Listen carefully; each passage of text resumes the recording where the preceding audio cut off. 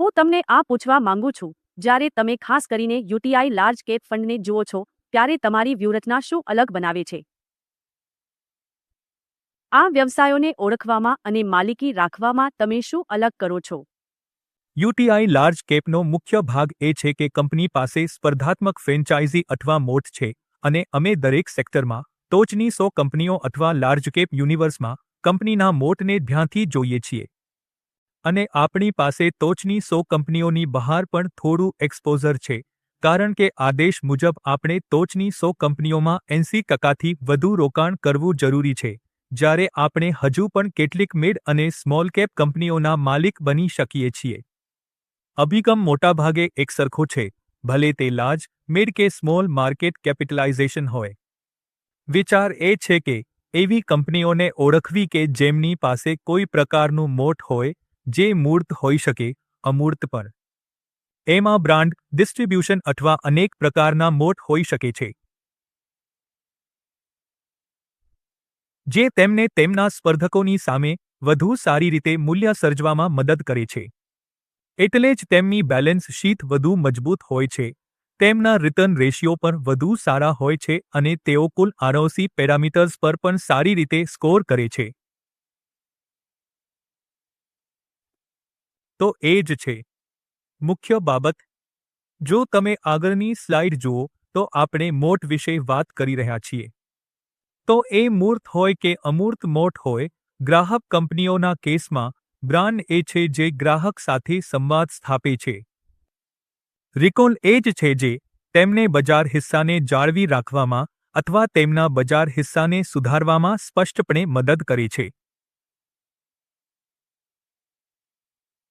તો એ જ પોતે હાલની કંપનીઓ માટે સ્પર્ધાત્મક લાભ છે, ખાસ કરીને જ્યારે નવી કંપનીઓ આવીને પડકાર આપે છે.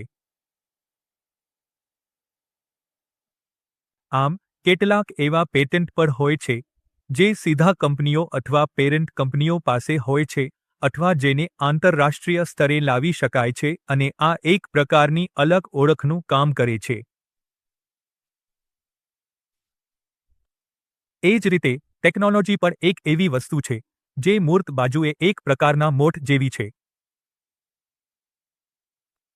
ફરીથી, મૂર્ત રીતે દેખાતી વસ્તુ એ છે કે આપણે સૌથી ઓછા ખર્ચે ઉત્પાદન કરનાર હોઈ શકીએ છીએ. કેટલાક ઉત્પાદન ક્ષેત્ર અથવા B2C વ્યવસાયોના કિસ્સામાં, વિતરણ પોતે જ એક મોટ તરીકે કાર્ય કરે છે, જે નવા પ્રવેશકર્તા અથવા પડકાર આપનાર માટે તૂટીને આગળ વધારવું બહુ મુશ્કેલ હોય છે. જો સ્પર્ધાત્મક લાભના મુદ્દાને સમજાવવા માટે થોડા ઉદાહરણો લઈએ, તો ખાનગી બેંકોના કેસમાં અથવા બેન્કિંગ ક્ષેત્રમાં જ ફંડની કિંમત એ બેંક માટે સૌથી મોટો લાભ છે, કારણ કે એ જ તેમનો કાચો માલ છે, અને જો કાચો માલ જ સસ્તો મળે, તો તેઓ ઓછું જોખમ લઈ શકે છે અને છતાં પણ પોતાનો વ્યાજનો ફાળો મેળવી શકે છે, એટલે તેમને વધુ જોખમી લોન આપવાની જરૂર પડતી નથી. તો આ કિસ્સામાં આઈસીઆઈસીઆઈ બેંક માટે ભંડોળનો ખર્ચ એક ઉદાહરણ છે જે આપણે જોયું છે કે વાસ્તવમાં તેને તેના એકંદર ક્રેડિટ ખર્ચને નિયંત્રિત કરવામાં મદદ કરી છે અને હજુ પણ વૃદ્ધિ અને નફાકારકતા પ્રદાન કરે છે. જમણી બાજુએ, ફરીથી સ્ટેનલેસ સ્ટીલ એકમાત્ર સૌથી મોટો ખેલાડી છે, અને તેમના પાસે બજારમાં અસમાન હિસ્સો છે અને અંતિમ ગ્રાહકો સાથે મજબૂત સંબંધ છે. આમાંથી ઘણા B2B છે, એટલે કે બિઝનેસ ટુ બિઝનેસ, અને એ દૃષ્ટિએ, તેમના સંબંધો અને જે ગુણવત્તાવાળા ઉત્પાદનો તેઓ પૂરા પાડી શકે છે, ઉપરાંત તેમની મોટી ક્ષમતા, તેમને સસ્તા આયાત સામે સારી સ્થિતિમાં રાખે છે, જે આ કેસમાં ખરેખર મોટો પડકાર છે.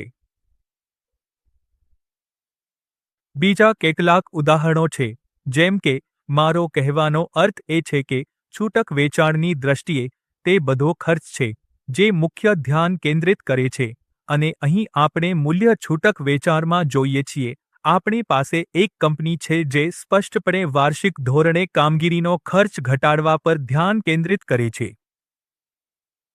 જેથી તેમને સ્પર્ધાનો સામનો કરવામાં અથવા આ ક્ષેત્રના અન્ય ઘણા સ્પર્ધકોની સરખામણીમાં કિંમતોમાં કોઈ વધારો કર્યા વિના ફાયદો મેળવવામાં મદદ મળે છે.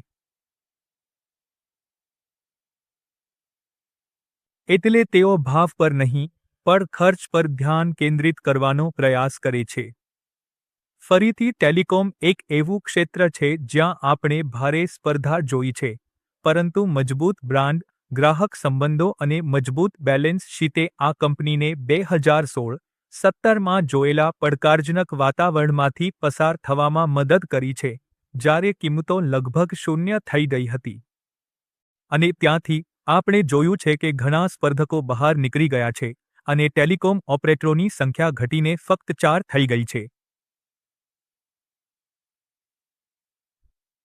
અને ઉદ્યોગમાં એકીકરણ થયું છે, અને ભારતી, જે બ્રાન્ડ સંબંધો અને બેલેન્સ શીટના યોગ્ય ઘટકો સાથે ત્યાં રહી છે, તેણે બજાર હિસ્સો મેળવવાનું ચાલુ રાખ્યું છે. તો આ અમારા પોર્ટફોલિયોના કેટલાક ઉદાહરણો છે જ્યાં અમે જોયું છે કે સ્પર્ધાત્મક ફાયદાએ આ કંપનીઓને વ્યવસાયમાં વધુ સારું કરવામાં મદદ કરી છે, પછી ભલે તે ટોચની લાઇન હોય, ખર્ચ હોય કે નફાની દ્રષ્ટિએ હોય. મ્યુચ્યુઅલ ફંડમાંના રોકાણો બજારના જોખમોને આધીન છે. યોજના સંબંધિત બધા દસ્તાવેજોને ધ્યાનથી વાંચો.